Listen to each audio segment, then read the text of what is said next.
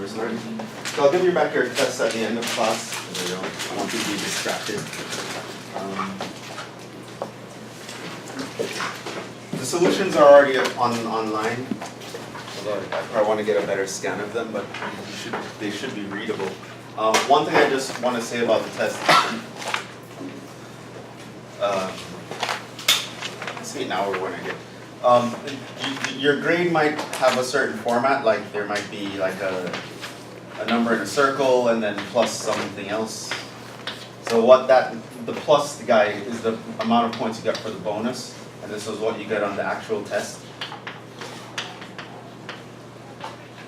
Right, so really in your report, it'll give you the total score is what you would get. So it will count as an 83 for the first test, but it is split into what you did on the test versus on the bonus. And so the important part is if this circle score, the guy in circle, if less than 70, you need to see me. Right? Pretty much mandatory. Okay, so I think I wrote that on your paper and I put that as a comment on the report card. But that's the only important thing at this point that I want to say about the test. So if you didn't do that well, a lot of people did, but some people didn't. And you should see me if you get less than a 70% on the material, not counting the bonus points. Okay? So you need to see me in that event. So I'll give you guys that back at the end of class.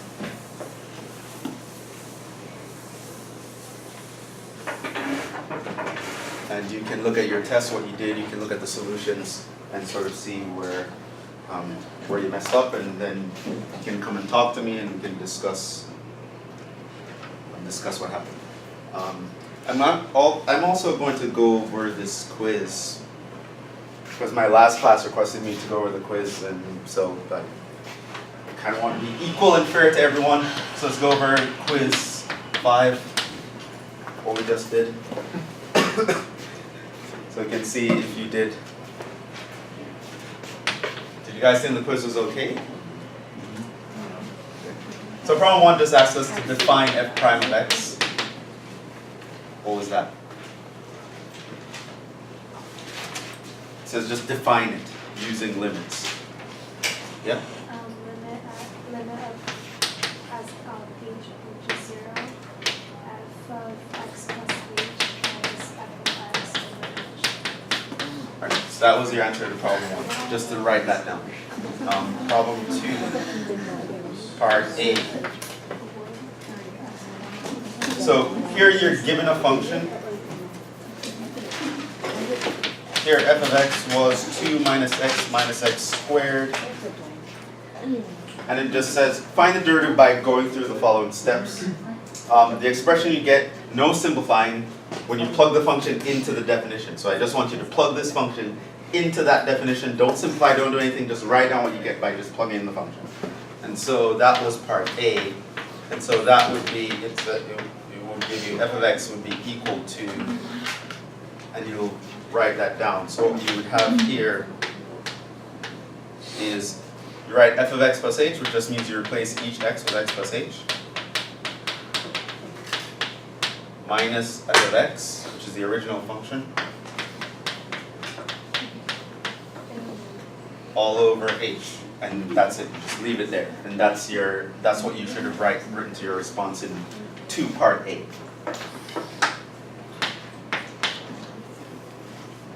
B says, write down the expression you get just before taking the limit. So pretty much just before you get to the point where you want to plug in h equals 0, write down what you have.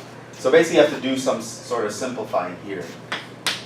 So we have the limit as h approaches 0 of, I'll kind of expand this. This is 2 minus x minus h, minus x squared minus 2xh minus h squared minus 2 plus x squared all over h. So to simplify, this would be gone. The x squares would also die. And so I'll end up with the limit as h approaches 0 of, well, each term here would have an h in it, so I can factor out that h. I'd end up with a minus 1, get rid of that guy. Minus 2x gets rid of that guy. minus h will be left over here. H's will cancel.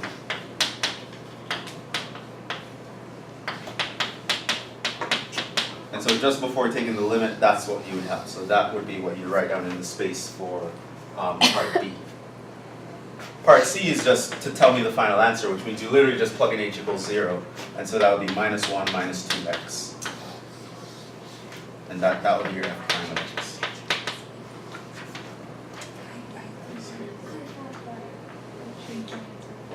And so now for problem 3, it's referring to the function that's in problem 2, which is this function. And it says find the equation of the tangent line at the point 0, 2.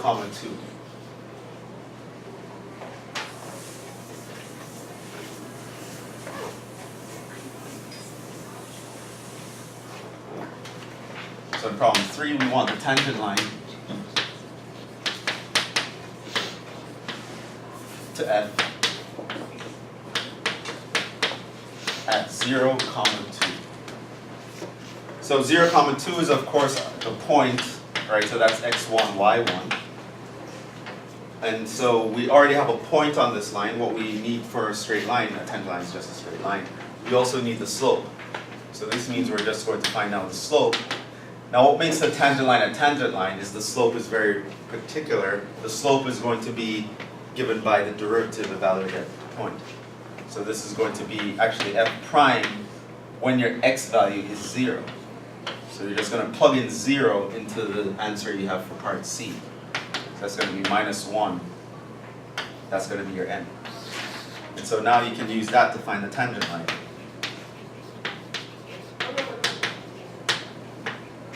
Use y minus y1 equals mx minus x1. And so that's going to give us y minus 2 equals m, which is minus 1, x minus 0. So that would be your tangent line.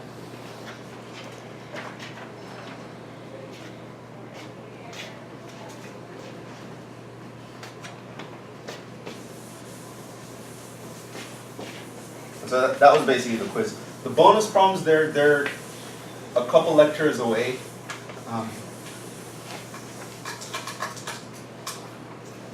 What we're going to be doing between now and then is going to be very conceptual. I can really ask some problems on that. But let's just, curious to see how many people have kind of seen this before. Like a formula to differentiate, so this is f of x and g of x. Like a formula to differentiate a product of functions versus a formula to differentiate a division of functions versus a formula to differentiate a composite function versus a formula to differentiate x to the n. So that's x to a numerical power. Does anyone know what these rules are? This guy? Yeah? I don't know if this is right, but I just distributed with dx dg. Is it like, I'm trying to remember, is it like f prime times g of x plus g prime of x times f of x? Yes, that's what it is. So it's f prime times g plus f times g prime. So it turns out that derivatives do not distribute across products. It's not something that we've proven yet, but I'm just seeing who has actually knows that far ahead. If your two functions being multiplied by each other and you want to find the derivative, you have to go through this whole process. I'll actually prove that formula for you why you have to do it that way. It's just that if you apply the limit definition to a product of functions and you work it all out, it's not just going to be the derivative this time derivative that. It ends up being this entire expression. This is called the product rule. It's how you differentiate a product of functions. What about this guy? Yeah? Is it g of x times f prime of x over f of x times g prime of x? No. Started off right, but It's low d high over high d low, right? oh no, that's not. It's low d high minus high d low over low squared. You've got like so this is the derivative of that minus f times the derivative of that over this guy's squared. That's called the quotient rule. That's something we'll prove. We haven't actually done it yet. What about this one? If you have to differentiate a composite function. Turns out the rule for that is to differentiate the outside function, leave the inside function alone, and then multiply by the derivative of the inside function. That's called the chain rule. And we'll do examples of all of this. This one is called the power rule. And so to differentiate x to a power is just nx to the n minus 1.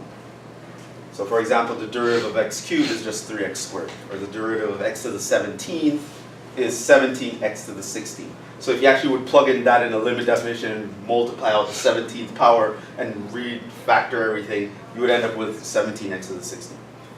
So these guys are going to be like shortcuts that we will be using down the road because we don't want to use the limit definition for our whole lives.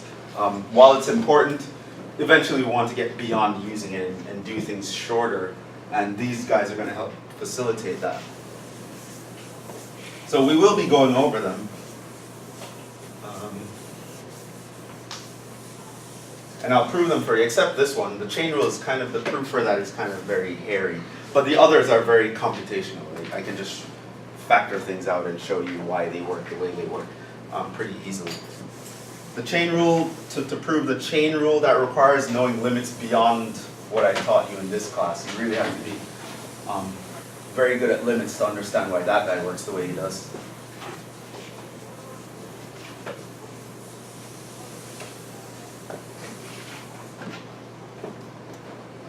So now we're going to continue with 2.3 and 2.4.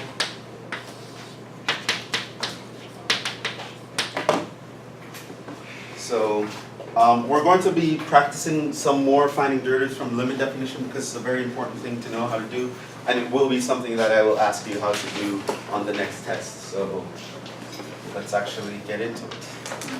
So we're going to do some examples.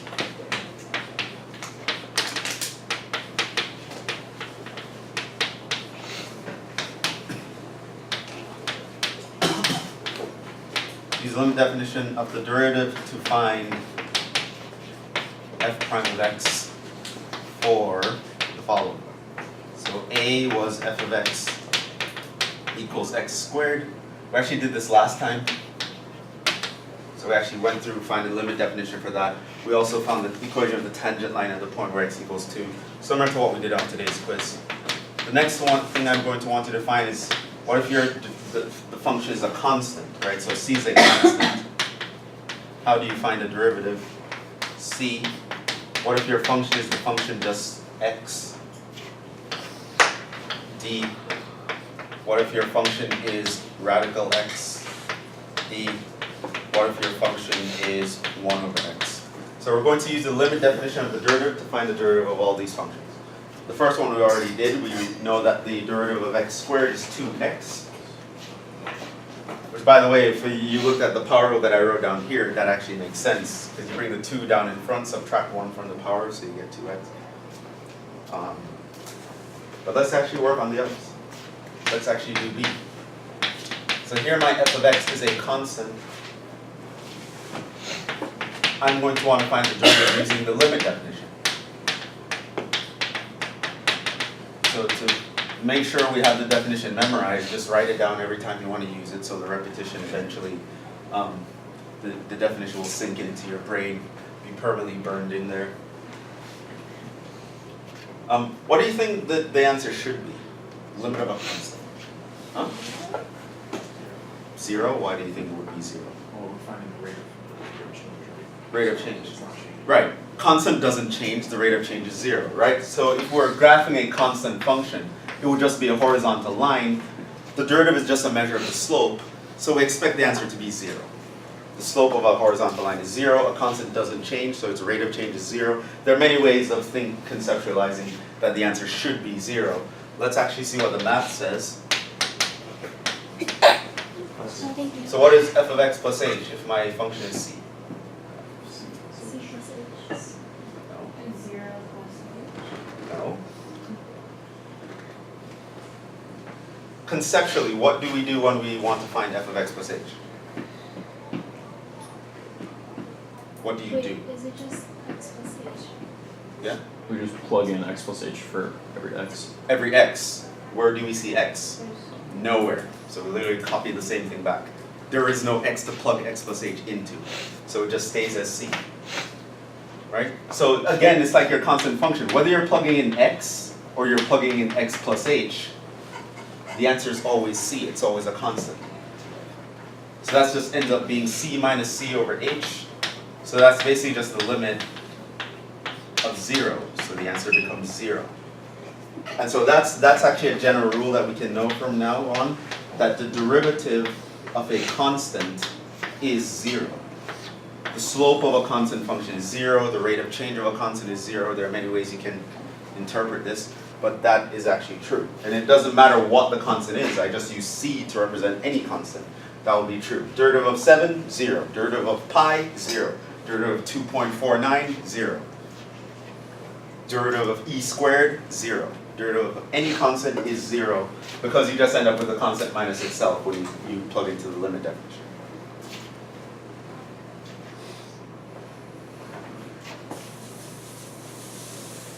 And by remembering what the derivative is, it just measures the slope, it makes sense that the answer has to be 0. Let's actually go to C. Suppose my f of x is just the function x. So now I want to find f of x plus h. That's the limit as h approaches 0 of f of x plus h minus f of x over h.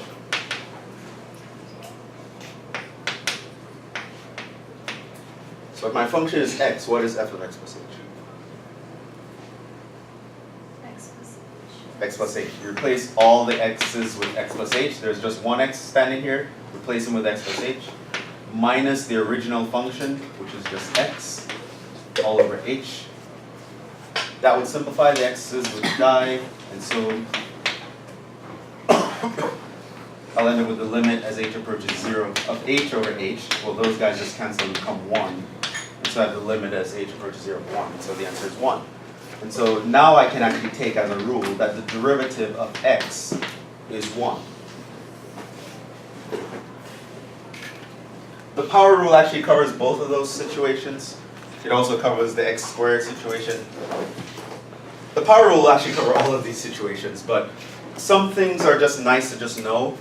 So kind of like how you can use the definition of a logarithm to know that the log of 1 is always 0, but it's just nice to know the log of 1 is always 0. Yeah. Just wondering, the question that was on the quiz, could we have like, instead of like actually doing it, could we have just used the power rule? Just wondering. No. No. So the idea is just the following. If I specifically request for you to use the limit definition, you have to use the limit definition. We will have ample time to use shortcuts later on, but I'm specifically going to be testing your ability to use the definition. In future problems, we will not use it, but you should know how to use it. So yeah, we can actually figure out that the derivative of x is 1 using the limit definition.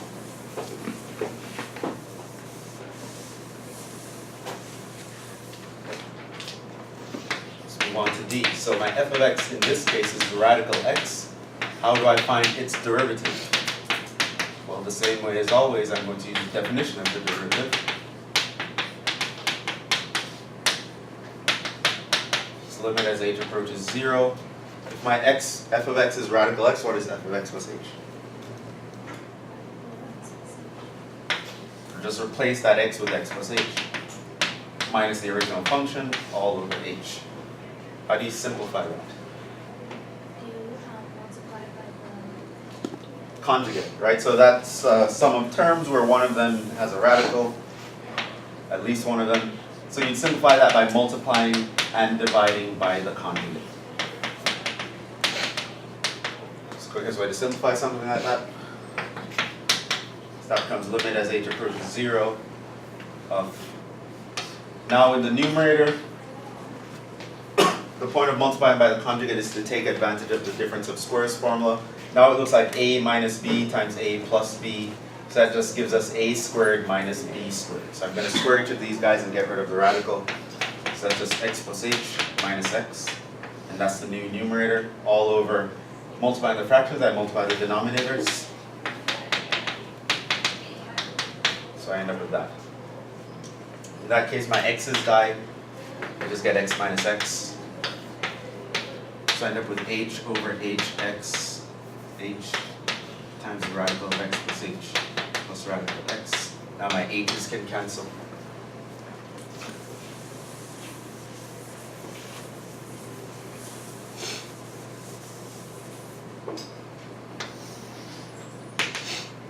So now that becomes the limit as h equals 0 of 1 over radical x plus h plus radical x.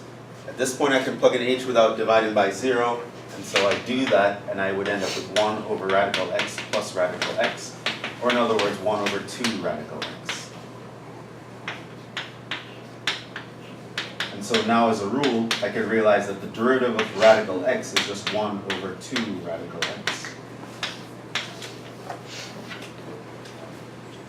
And that's something we can just know now. Radical x shows up often enough for us to just know what its derivative is right away. Again, you could derive this using the power rule, but it shows up often enough to just know it off the top of your head. The derivative of radical x is 1 over 2 radical x.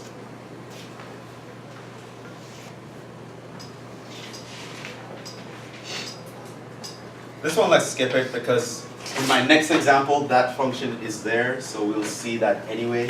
Let's go to a bigger example.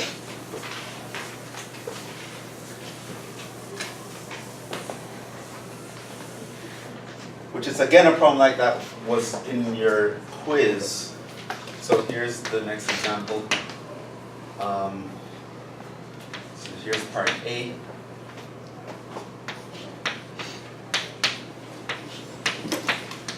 Use the definition of the derivative.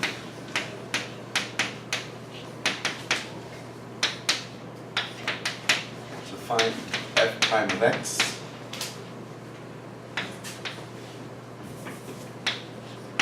At x equals 1 if we know that our f of x is 3 minus 1 over x. So there's that 1 over x guy. So I'm going to use this example. Part B. Hence,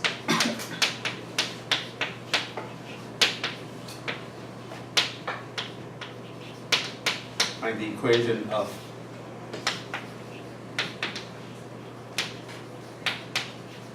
the tangent line to f of x at x equals 1.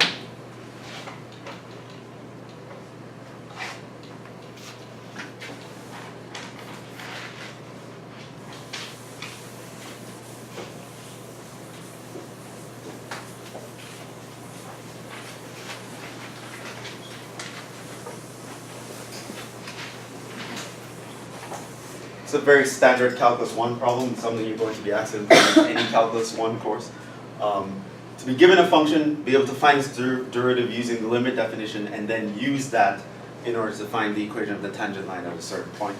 It's what I asked you on the quiz, and there will be a problem on the next test that is pretty much exactly this problem. The difference is I'm going to change the function and the point that we're at, but it's pretty much almost going to be worded exactly the same way. It's going to look exactly the same way, and you're going to do it the same way. The difference is here. The important thing is it says use the definition of the derivative, or it's going to say use limits to blah, blah, blah, or use the limit definition of the derivative, or something similar. And whenever it says that, it means you need to use that limit as h approaches 0 of f of x plus h minus f of x over h to find the derivative. Okay? So if you kind of messed up on the quiz, the next test will be a chance to redeem yourself with this kind of problem, because I'm telling you, nothing up my sleeve, I'm not hiding anything. There will be a problem like this on your next test, guaranteed. Right? This one of the problems is going to be that guy with a different function and a point, but it's the same problem. So this actually works out. So it says use the definition of a derivative to find f prime at x equals 1. So let's use the definition of the derivative. We know f prime is defined this way.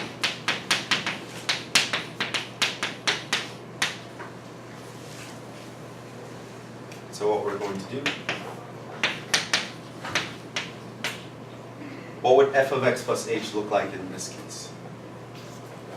Yep. 3 minus 1 over plus h.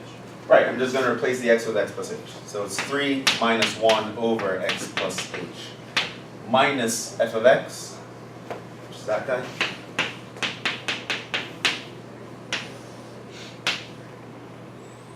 All over h. Now we're going to simplify. 3 minus 3, those guys are gone. Negative of negative 1 over x is positive 1 over x, so I end up with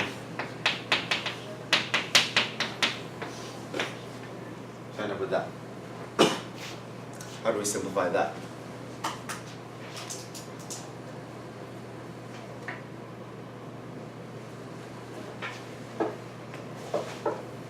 Yep. You have to multiply everything by x times x plus h. Right, multiply and divide by it. So you multiply and divide by the LCD. That's the quickest way to simplify a complex fraction. Notice in the top there are two terms, so this thing actually distributes. So I take this times that, my x plus h's would cancel, and I'll be left with just the x. So I'm left here with a minus x. Plus, take this times that, the x's will cancel, and I'm left with the x plus h. Over, it's just this times that. Just multiply the denominators, and I get hx, x plus h. X's will die. I would have the limit as h approaches 0 of, now it's just h over hx times x plus h. H's cancel. And so at this point I can plug in the limit as h approaches 0, that's just 1 over x times x, or 1 over x squared. So the derivative of the function 3 minus 1 over x is positive 1 over x squared. That is going to be the function that gives me the slope at any point. And we're actually not done because part A asks us to find the derivative at x equals 1. So we have to read our instructions and realize what we are required to give, which is something students messed up with on the first test as well. In one of the word problems, I asked for something specific. I asked for the dimensions of a rectangular enclosure, and then people were giving me random answers, like, here's the area, or here's this. And I'm like, I asked for the dimensions. Why are you telling me about that? I asked for this, right? So you need to give the problem what the problem asks for. It says, what is the derivative at x equals 1? This is the derivative in general. This is just f prime of x.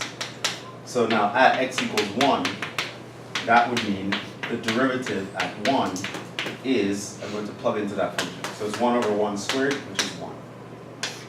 And so that's the answer to part A. But I was required to get to that answer using the limit definition.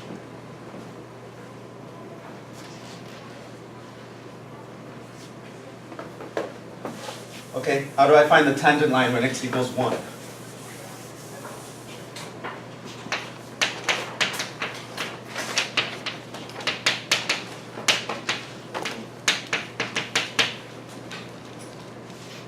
Yeah. You have to use a linear equation. Right, so I know it's a straight line, so I'm definitely going to do this. Okay, so now, yeah? You can find slope, but like you have to put 0 in f of prime, I think? Or no? Why would we put 0? Actually, I don't know. I can find slope, but It's a tangent line when x so equals would you 1. plug 1 in? So you put in whatever number they ask you to put in. So remember, and because it's a tangent line, we know where the slope comes from. It comes from the derivative. So we need to plug in 1 into the derivative in order to get the slope, but we did that in part A. So we actually know here that the slope is 1 from part A.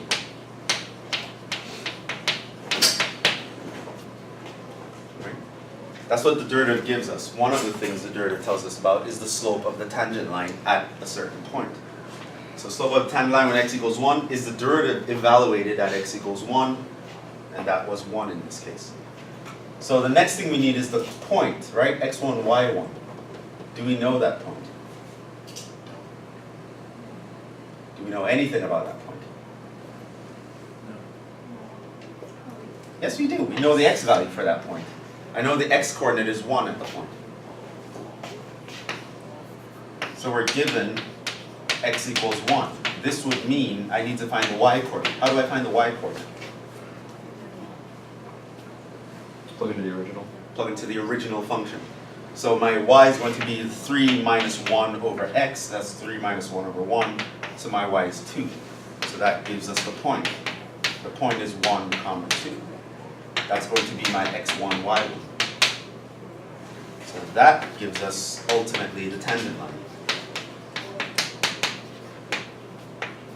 The tangent line is going to be now y minus y1 equals mx minus x1. And it's fine to leave it like that. I didn't ask for the line in a specific form. But you could go to y equals mx plus b form, but to me it's overkill here. That would be x plus 1. But that was fine. And so that's the problem. Yes? You said the derivative is always the slope. The derivative is the slope, yes. In fact, you can think of them as synonyms from now on. Derivative means slope. So the derivative gives you the slope of the function at any given point. So it's a formula that tells you what the slope is to a function at any point. So if you want to know what is the slope when x equals 1, plug in 1 in the derivative. What is the slope when x equals 7? Plug in 7 into the derivative. That's what it gives you. If you want to find a coordinate, you plug in the values into the original function. You want to find a slope, you plug in the values into the derivative.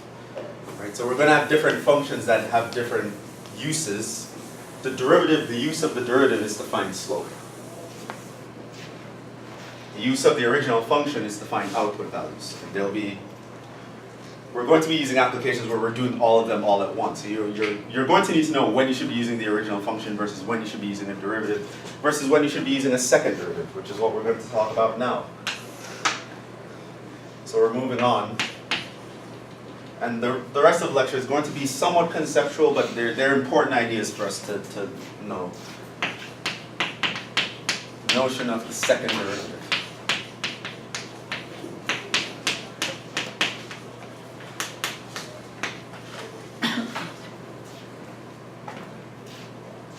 As its name suggests, this just refers to taking the derivative twice. So you take a derivative, and then when you get the answer, you take the derivative of that. You say you've taken the second derivative.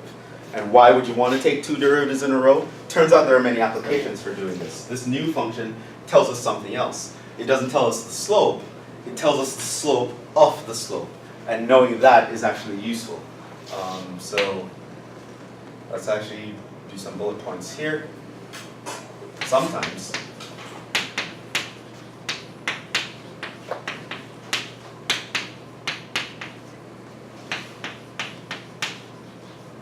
we can take several derivatives.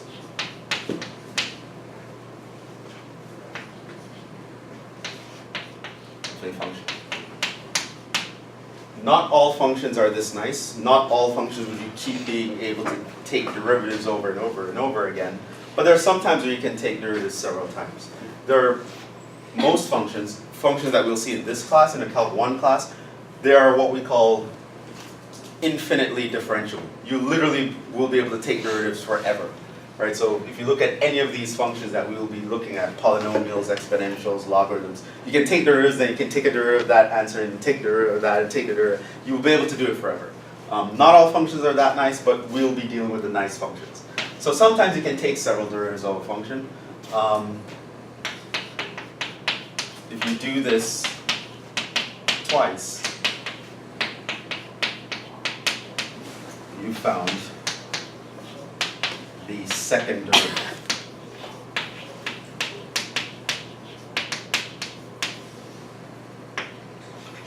Now the second derivative is a super important derivative. It has many applications, and for most people, unless you're in some sort of, unless you're a mathematician, or you're some sort of theoretical physicist, or you're very theoretical, you won't really need derivatives higher than that. So if you're like just an engineer or something, engineers use up to the second derivative, and that's all they need to know. They'll never need to go to a third derivative usually. But there are uses for higher derivatives in very theoretical, technical fields. But the second derivative is good enough for most physical applications that we will need. if you only cared about applied calculus, the second derivative is pretty much as high as you need to go usually. And basically, it's the derivative of the derivative.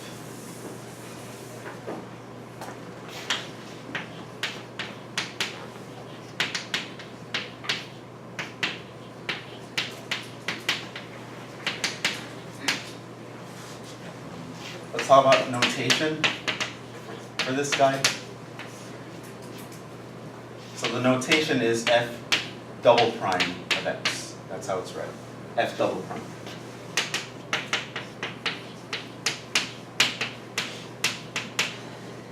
Right? Put in 2 notches means you took a derivative. If you want to put 3 notches, that means you took 3 derivatives. That's the third derivative. If you took 17 derivatives, you put 17. You don't actually do that. Eventually you get so high that what you do is you write the numbers in parentheses. So if I write 26 here, and it's the powers in parentheses, that notation means the 26th derivative. Okay, let's look at the 26th derivative to figure this out. Like, yeah, you won't need that for applied calculus. That's like, only math people care about things like that. Okay, so we have the second derivative, that's the double prime. The Leibniz notation is d squared y dx squared. So in your textbook, if you see that, it means the second derivative. If they put a 3 here, that's the third derivative. Put a 4 here, that's the fourth derivative, and so on. Right? And the idea behind that is you took the derivative of y with respect to x, and then you took the derivative of that with respect to x. So you end up with d squares and dx. Right? So these are the 2 notations whenever you see this. So a question might say, here's f of x, compute f double prime of x. What that means is find the derivative and then find the derivative of the result. Now this has many applications.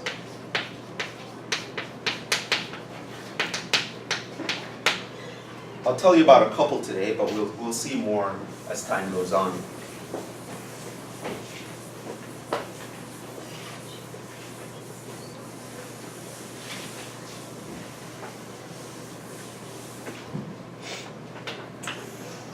One is just basic physics, really.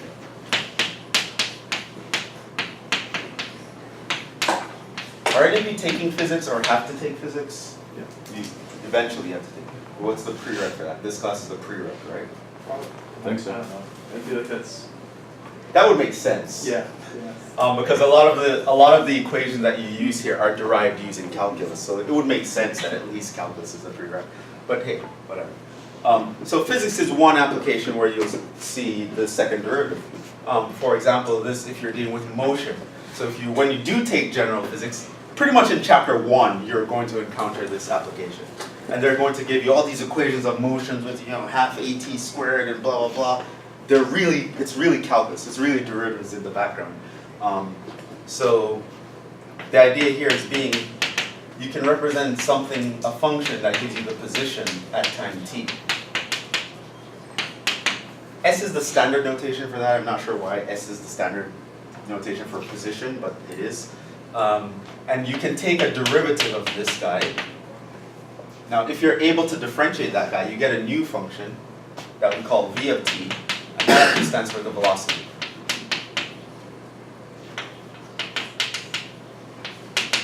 Now, it turns out that's something that we've actually discussed before, the idea that the derivative gives you a speed. When you're talking about speed in a particular direction, like you can talk about the direction of the speed, you call that velocity. And that's what the derivative of the position gives you. So the rate of change of position is velocity. That's a physical interpretation of it, which is pretty much how fast an object is moving. It turns out you can take a second derivative, and that actually has a meaningful interpretation for you as well, physically speaking. Do we know what the second derivative is? I think it's position. No, it's not. We started with position. Take one derivative, you get to velocity. If you take another right? one, you get acceleration. So that's a of t. This is called acceleration.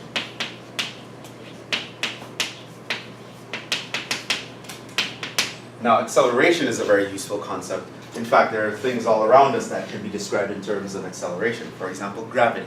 When you talk about the force of gravity, you're talking about an acceleration, technically speaking. There's no speed of gravity. Gravity doesn't move with a certain speed, but gravity speeds things up, right? So if I'm dropping an object, right, the longer it's falling, the faster it will start to fall, right? So if it will continue to fall. So gravity is like roughly 9.81 meters per second squared, depending on your position on Earth, but that's pretty much the average around the surface of the Earth, which means it will, if you drop an object and you're not worrying about air resistance or anything like that, the speed of the object as it's falling will increase every second by 9.81 meters per second, right? So that's an acceleration. So acceleration is the rate of change of your speed. So if your speed is not constant and you're either speeding up or slowing down, how you would measure that is by moving to the next step, which is acceleration. So talking about acceleration is going to be very important. So when you might also see this when they're advertising cars to describe how fast a car is. They don't just tell you its top speed. They tell you, oh, it goes from 0 to 60 in 3.9 seconds. That's them telling you an acceleration, right? So it's all around the place. And it's really a second derivative, right? So things like gravity, how fast a car goes from 0 to 60. These are all measures of acceleration, and it turns out they are a second derivative. So that's one place you'll see it all the time. And I'll give you examples of this in the future. Right now, I want you to get used to the idea of the second derivative being a thing, and that it's useful and how it's useful. So one way is in physics when you're dealing with acceleration.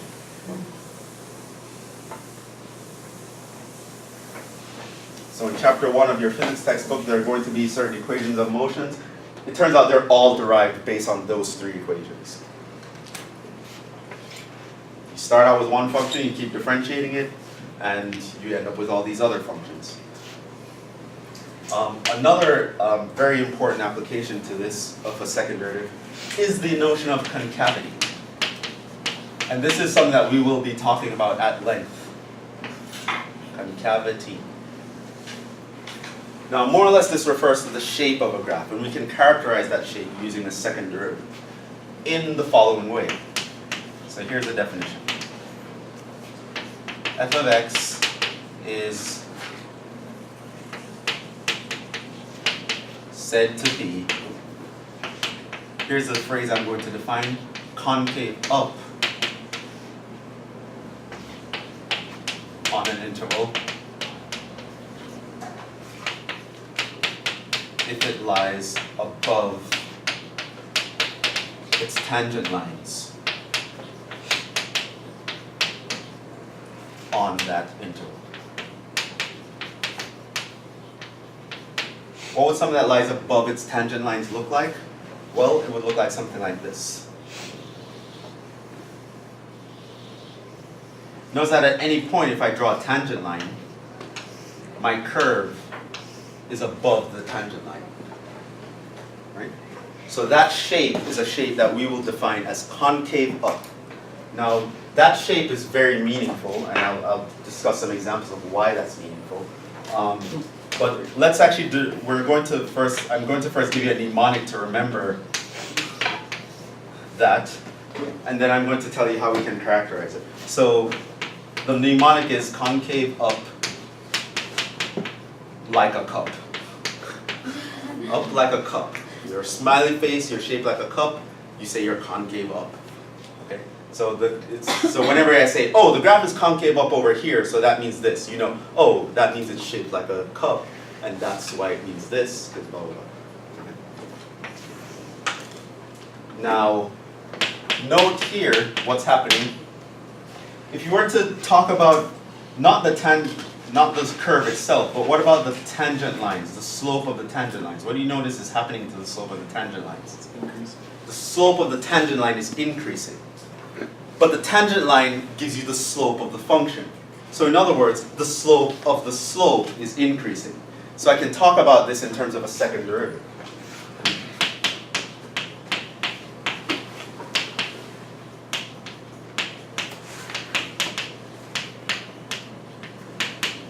So the slope of the tangent lines are increasing, which means the slope of the slopes right? Because the tangent line is really talking about the slope of the function. Of the function is increasing. And what does that mean? If you take the derivative of the derivative, and that is increasing. Now, how do we define increasing in terms of slope? When the slope was positive. So it turns out if we take the second derivative and it's positive, what that means is in that region my slope is concave up. What that means is in that region my curve is shaped like a smiley face. So I can talk about the second derivative being positive or negative. In the case where it's positive, it gives me something that's concave up like a cup. I'm smiling, I'm happy, I'm feeling positive. Concave up. It's defined in terms of the second derivative.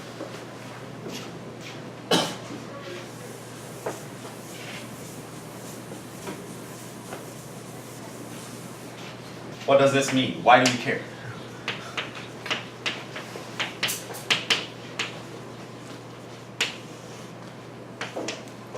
Well, let's look at some situations and I'll talk about what an interpretation you might put on this. Let's say if you see something like this. Several situations. Let's say here's the first situation. Something like that. Right? Now that is described as concave up.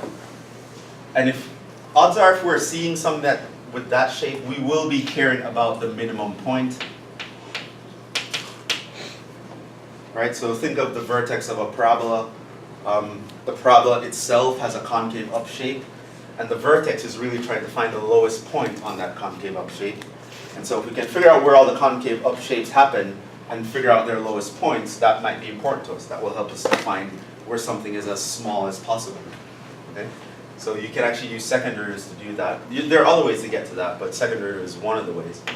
Here's another way. What if it's not like a cup that can hold water, but it's doing like this? Right, so it's kind of slanted. It's increasing, but it's concave up.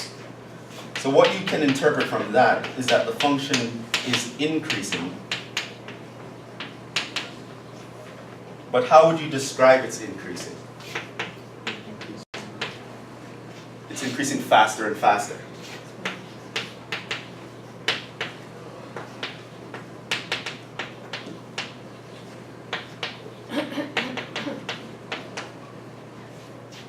So this is talking about something that's increasing, but doing so faster and faster.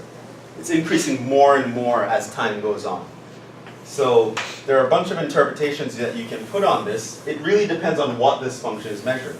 So let's say I own a store and I'm measuring the sales of a certain product every week, and I'm plotting this out, and I end up with a graph that looks like this. What is that telling me about the product?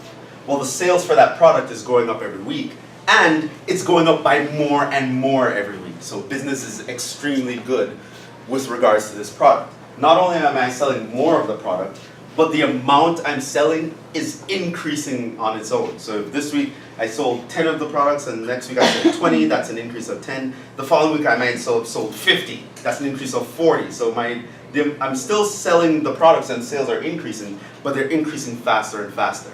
Or if this was a plot of a function that's measuring the number of cancer cells in my lungs, that would be very bad, right? Because that means the number of cancer cells are increasing, but they're increasing more rapidly. So the increase in cancer cells I would have had this month would be more than the increase that was last month. That would mean my disease is progressing very rapidly. So something like that, if I'm plotting cancer cells, seeing that shape would be very bad. Seeing that shape on a sales graph would be very good, right? But that tells you that business is great and it's getting better, right? So that's an interpretation you can put on it. So it's not just it's increasing, it's going up or down. How is it increasing? Are things getting better? Are things getting worse? Right? And to go to that level of analysis requires a second derivative to talk about it. Right? You can also think about this guy. So that's decreasing and it's concave down. So here the function is decreasing.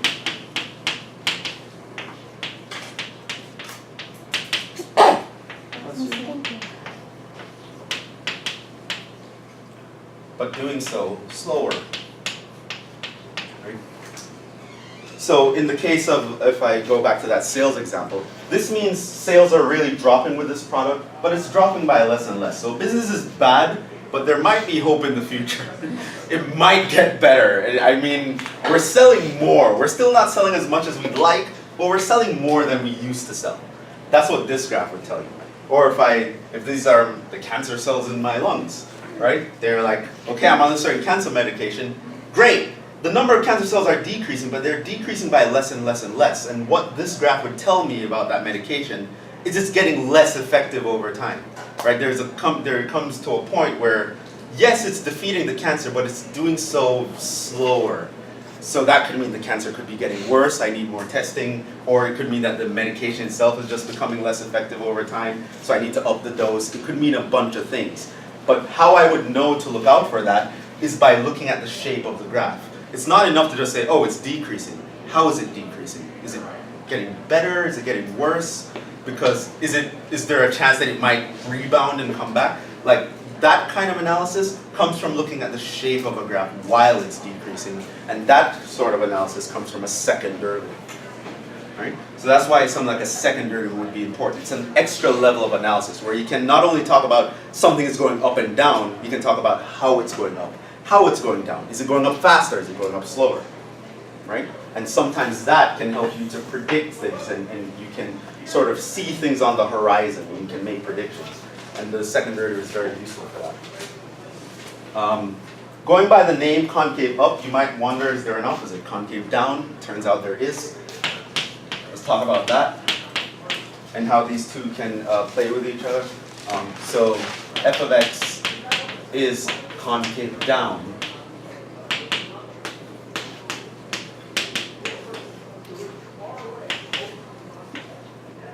on an interval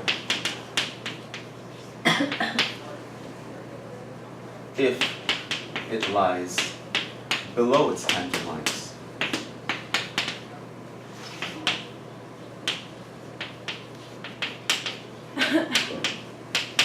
On that interval.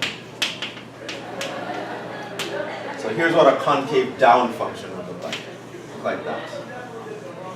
Notice that if I were to plot a tangent line at any point, the curve itself is always below the tangent line. One thing you can realize is happening at that point, whether I'm moving up or down, it's always below. But looking at the slopes of the tangent lines, the slope itself is actually decreasing. So in other words, if I look at the function, the slope of the slopes are decreasing, which means the slope of the slopes are negative.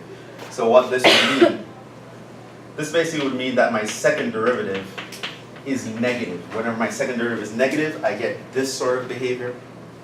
And a mnemonic to remember that sort of behavior is concave down like a frown. So it can be up like a cup, it can be down like a frown. Right? So you're down, you're sad, you're feeling negative, concave down like a frown. You know? Or you can be up, you're happy, you're smiling, concave up like a cup. Right? So you can think of, there are two basic features of a graph that can give us a deeper sense of analysis than just increasing and decreasing. One is if we're up like a cup, we are shaped like a smiley face, or we're down like a frown, we're shaped like a frowny face. These can have interpretations on them, and it can give us a lot of predictive power.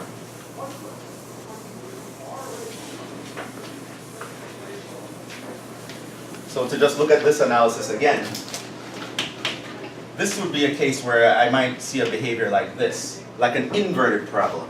And I'm really after the highest point. I really want to figure out the maximum point. Right? Now you have to remember, a parabola is a very special case. We can use completing the square to figure out its vertex. But in general, there is no formula to figure out the vertice of some function at some point. To figure out the maximum in general, there is no formula. That's where derivatives comes in, and that's a second derivative might help us in that pursuit. So if I want to figure out maximums in general, I would use derivatives. There is no formula in general. So figuring out a max is something that we might want to do. There could possibly be something increasing concave down. So here this means function is increasing but doing so slower. So that's my sales that I'm plotting per week. Yes, business is good. Yes, I'm making more and more sales every week. But the amount of sales I'm making every week that's above my quota is actually decreasing.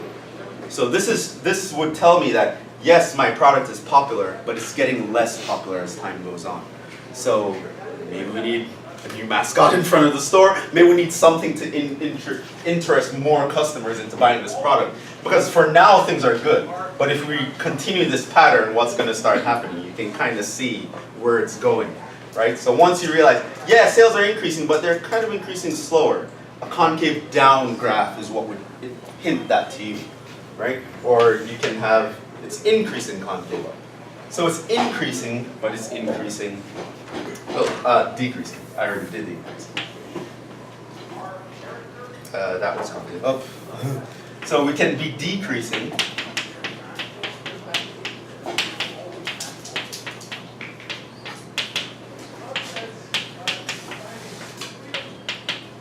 But doing so faster, right?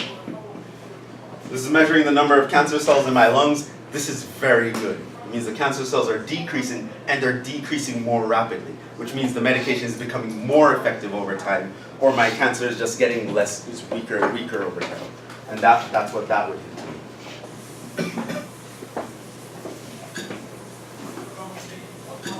There's another important notion that this brings to light that we will be, again, talking about a lot more in the future. Right now, I just want to get you used to the ideas. It's the idea of an inflection point.